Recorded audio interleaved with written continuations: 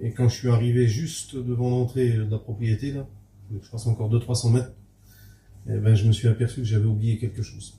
Donc j'ai dit, faut que je retourne. Je sais pas pourquoi, j'ai été poussé à la laisser avec mon petit bébé avec moi, puis ma femme. Donc j'ai descendu ma femme, j'ai descendu mon petit bébé donc chez moi et je suis reparti tout de suite. Et quand je suis reparti, je roulais à 80 km/h à peu près. Et il y a un monsieur qui est arrivé en face de moi à 150. Et il m'a tapé en pleine face. J'ai pas pu l'éviter. J'ai pas pu tourner le volant, j'ai pas pu freiner, j'ai rien pu faire et lui non plus. Il y avait 4 grammes d'alcool. Et quand il m'a tapé dedans, j'ai vu plein de lumières blanches. Il y avait tout des lumières blanches partout. Et à un moment donné, je pense que la voiture a dû s'arrêter parce que j'ai mis la main sur la ceinture, je voulais sortir. Et quand j'ai mis la main sur la ceinture, j'ai perdu connaissance. Et quand j'ai perdu connaissance, je me suis retrouvé instantané, tout de suite. Alors, je vais vous dire exactement ce que j'ai vécu, tel que je l'ai vécu. Et je me suis retrouvé devant le Seigneur. Il avait des cheveux bouclés jusqu'à là. Mais je voyais pas son visage. Et il était rayonnant, il avait une grande tunique blanche. Il y avait un petit mur derrière. Un mur qui était ridicule, il n'était pas plus haut que le piano, là, tout petit. Et il y avait un château immense, avec un grand portail en or. Et quand je l'ai vu, je suis tombé à genoux, j'ai dit Seigneur, je te demande pardon. Pardonne-moi pour ma vie, j'étais en train de demander pardon à Dieu. Et je me posais une question dans mon cœur, je voulais lui demander pourquoi je vois pas ton visage. Je savais que j'avais changé d'endroit, mais c'était normal. J'avais pas de peine, pas de souffrance, pas de pourquoi, pas de comment, pas de question. Y a rien. Et quand j'ai voulu lui demander, il m'a déjà répondu. D'intérieur à intérieur, il m'a dit parce que ton heure, elle n'est pas venue. Et je savais à ce moment-là que je n'allais pas mourir. J'ai ressenti un amour ce jour-là que j'avais jamais ressenti de ma vie. C'était extraordinaire, tellement qu'il m'aimait. Et ce qui était extraordinaire, c'est que Dieu me faisait comprendre que où j'étais là, sur la terre, on vit pas. On vit qu'à 10%. Quand on est là-bas, on vit à 100. On est en phase avec nous-mêmes. Je savais que mes enfants et ma femme étaient pas avec moi. Tout ça, j'en étais conscient. Mais c'était normal. Il n'y a pas la peine, il n'y a pas le pourquoi, il n'y a pas le comment, il n'y a pas de souffrance, il n'y a pas de question. Tout est normal. Et un jour, dans le bonheur où j'étais là, je savais qu'un jour, mes enfants et puis ma femme allaient apparaître et mon bonheur allait être de plus en plus grand. Mais l'attente, elle n'existait pas. Et je vivais aussi une chose particulière. Je comprenais ça sur place en quelques minutes. Je sais pas combien de temps j'ai resté là-bas. On dit souvent, on écoute dans les prédications, tu fermes les yeux ici, tu les rouvres là-bas. La vie à la mort. Ben, c'est pas tout à fait comme ça. C'est pas ce que j'ai vécu, moi. J'en parlais avec le frère Steve Érudit à l'hôpital à Tours. En fait, il n'y a pas de distinction de temps. Tu me regardes, et d'un seul coup, t'es là-bas. Il n'y a pas de coupure.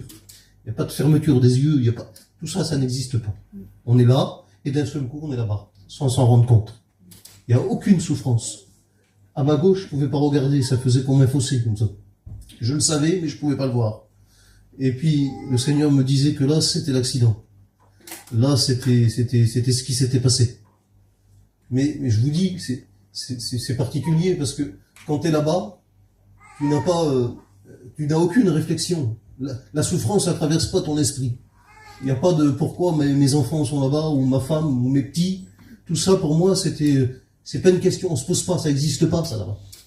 Elle était pas là, et un jour, elle serait apparue, et mon bonheur aurait été grand, et c'était comme ça, et j'étais joyeux où j'étais. On m'a pas posé la question, je vous mentirais. Mais si, c'est peut-être égoïste, mais ce jour-là. Aujourd'hui, mes enfants, c'est différent, je les vois, mais ce jour-là, si je serais resté là-bas, c'était pas un problème. C'était pas un problème du tout.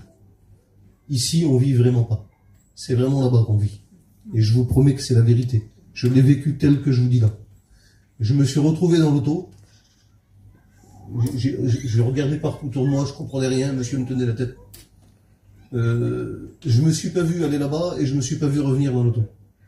Et à partir de ce moment-là, j'ai resté conscient, mais mon cerveau s'est complètement déconnecté et je me suis réveillé à l'hôpital. Mais tout ça pour vous dire que dans les moments difficiles, dans les moments durs, dans les accidents, dans les problèmes, dans les soucis, où je croyais que j'allais mourir, Quand on voit une voiture arriver sur nous à 150, je vous promets, on croit qu'on va mourir. J'ai serré le volant. Quand ce monsieur m'a tapé dedans, j'ai jamais subi une telle pression de ma vie. On n'est vraiment rien. J'ai été jeté de partout, on n'est rien du tout. Mais même là, il était avec moi. J'ai demandé à un docteur, j'ai dit, monsieur, pourquoi quand l'accident a eu lieu, là, j'avais les 2 pieds cassés. J'avais les ligaments du genou croisé partiellement sectionnés. J'avais une fracture à la colonne vertébrale, une entorse cervicale. J'avais des hématomes partout. J'ai passé 1 mois et demi dans la souffrance et avec de la morphine. J'ai resté 12 jours sans pouvoir bouger, quasiment paraplégique, impossible de marcher. Et je mourais de mal. Mais dans l'auto, là, j'avais pas mal. Et j'ai dit, monsieur, pourquoi j'ai pas mal? Je comprends pas pourquoi j'ai pas eu mal dans la voiture. Et monsieur m'a dit, monsieur, vous savez, l'être humain est créé à la perfection. J'ai dit, ah bon, pourquoi? Il m'a dit, parce que quand vous avez une telle souffrance, il a dit, monsieur, le corps a un bouclier créé naturellement. Regardez comment Dieu crée l'homme. Il dit, c'est comme un disjoncteur que vous disjonctez. Le cerveau disjoncte pour ne pas que vous ressentez la douleur. Donc vous n'avez aucun mal. Vous voyez un peu comment Dieu fait les choses. Il n'y a pas une chose qui passe au hasard, une chose qu'il oublie. Tout ce que je peux vous dire, c'est que la mort, elle ne me fait pas peur. Et je vous promets que c'est vrai. Je suis conscient en disant ça, j'ai plus peur de la mort. Pas du tout. Parce que je sais que ici et là-bas, ici on est mort, c'est là-bas qu'on vit. Les morts sont plus vivants que nous qui vivons sur la terre. Et je vous promets que c'est la vérité. Dieu vous bénisse, je dis merci à Dieu de m'avoir gardé.